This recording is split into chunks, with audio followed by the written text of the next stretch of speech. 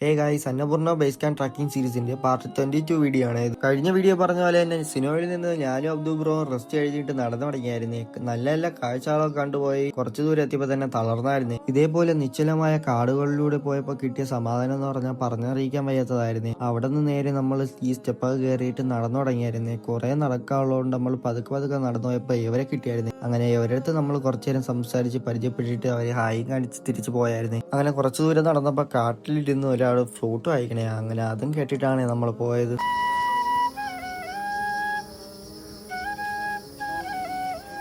അങ്ങനെ പുള്ളിക്കാരൻ്റെ ഫ്ലൂട്ട് വായ്പ കേട്ടിട്ട് നമ്മൾ നടന്നു തുടങ്ങി. കാരണം ഇഷ്ടംപോലെ നടക്കാനുള്ളതുകൊണ്ട് നമുക്ക് പെട്ടെന്ന് പോകണമായിരുന്നു. അങ്ങനെ പോകുന്ന വഴിക്ക് നല്ല നല്ല കാഴ്ചകൾ കണ്ടുകൊണ്ട് മനസ്സിന് കുളിർമയേറിയാണ് നമ്മൾ പോയത്. അങ്ങനെ പോകുന്ന വഴിക്ക് ഇങ്ങനത്തെ പാതകളൊക്കെ കാണും, അതൊക്കെ താണ്ടി വേണം നമ്മൾ പോവാൻ. ഒറ്റപ്പെട്ടു പോയ ദുഃഖങ്ങൾ മാത്രം കിട്ടുന്നത് നമുക്ക് കാട്ടിലൂടെ ഒറ്റപ്പെട്ടു പോയ സമാധാനം മാത്രമാണ് ഇവിടുന്ന് കിട്ടുന്നത്.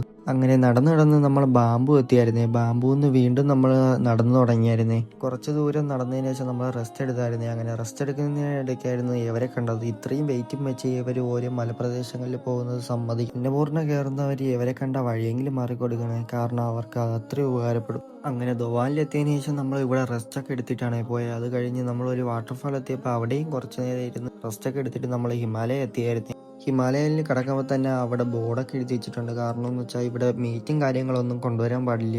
അങ്ങനെ ഒരുപാട് നേരത്തെ നടത്തത്തിന് ശേഷം നമ്മൾ ഹിമാലയ എത്തിയായിരുന്നേ. അപ്പോൾ അടുത്ത വീഡിയോ ആയിട്ട് നാളെ വരാം ഗൈസ്.